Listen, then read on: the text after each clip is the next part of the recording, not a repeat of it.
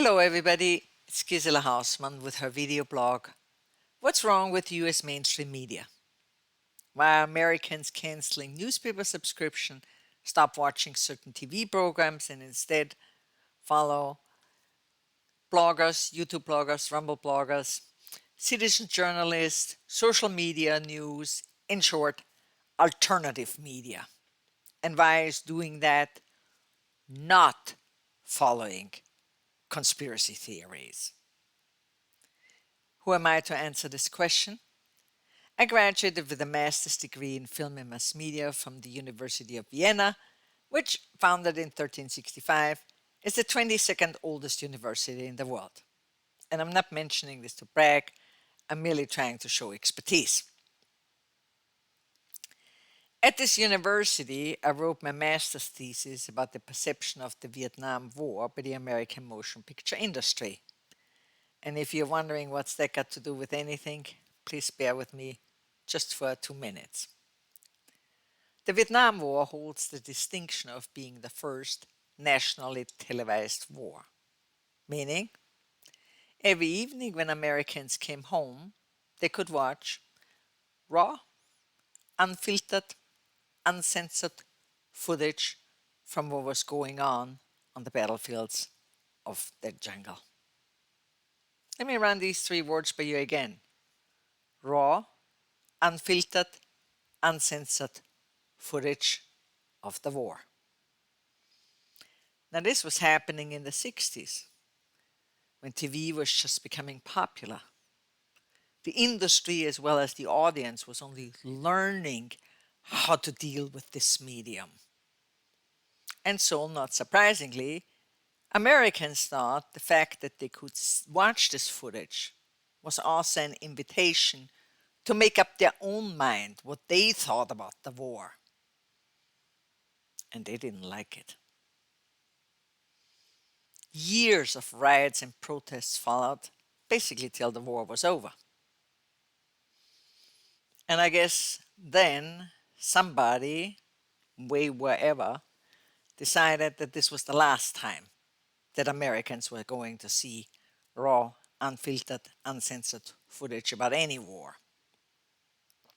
But be this as it may, a decade later, Hollywood picked up the same topic. Now, of course, what they did was completely different. There's nothing raw and unfiltered about any Hollywood movie. The directors picked emotional aspects of these events. Emotional, wrapped their story around it and presented these emotional aspects to their audiences. Some of the great movies were Apocalypse Now, which showed the insanity of the war, Coming Home, which portrayed the physiological and psychological damage the soldiers and their families suffered. The Deer Hunter showed the dehumanizing effect, and many more great movies. And that's when things were done right. There was a clear divide of the subject. The news owned the facts, the raw, unfiltered material, the details. Hollywood owned the big emotions, stuff that moved people, underscored by great soundtracks. That's how it's supposed to be. Now, of course, now, 4 decades later, you see a completely different landscape in the media. Clearly, the news are trying to grab a piece of Hollywood. They're injecting emotions into everything they do. Sometimes it's so blatant that you really can't overlook it, and sometimes it's a little bit more subtle. Let me illustrate an example of the latter. Just 2 weeks ago, presidential candidate Robert Kennedy Jr. had a town hall meeting at which he was confronted with the same statement which has been featured in pretty much every mainstream media outlet. Mr. Kennedy, not even your own family supports you in this and that. What is wrong with this statement? First of all, let's look at the emotionally charged words. This is a very short sentence, and still it includes 3 emotional charged phrases. Not even your own family doesn't support you. Next, we have to ask ourselves, does this even make sense? What doesn't support or do not support actually mean? If I donate money to an environmental organization, clearly I support them because I gave them my money.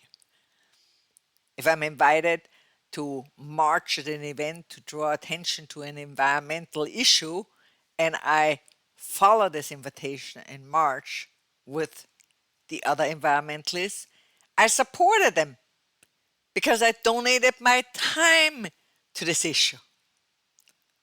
And if you've ever tried to do anything like that, get people to donate money or time, then you know what happens when they don't.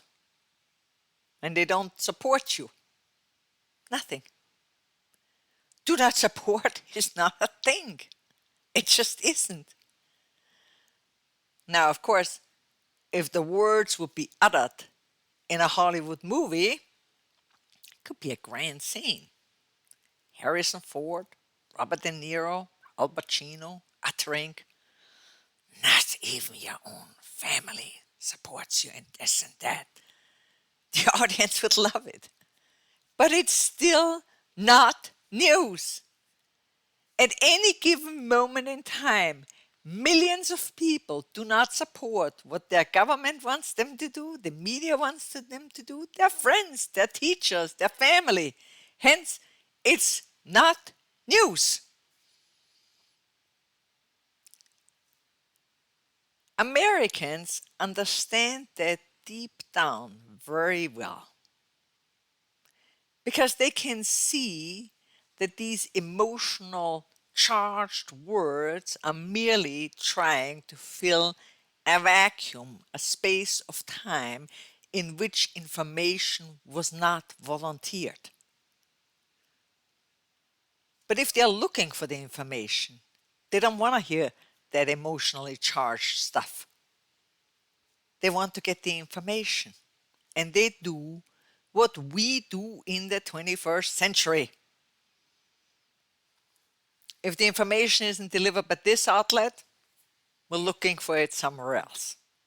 Pretty much the same thing as if we go shopping and we're looking for a blue shirt in a certain store and the store doesn't have it, well then turn around and go to another store and look for the blue shirt there. It's that simple. And that's why until mainstream media is actually going back and trying to own their part, the raw, unfiltered news, the facts, the detail, and leave all the emotions to Hollywood, where they belong, not much is going to change. And as long as they don't, people will flock to other media outlets because they're looking for the information. And there is nothing conspiratorial about it. So that's what I think. And what do you think? Please share your ideas in the comment section. And if you haven't subscribed yet, please do. In my next video blog, I'm going to bring you proof that the media isn't giving you all the information they have. Actual, factual proof. Till then, so long.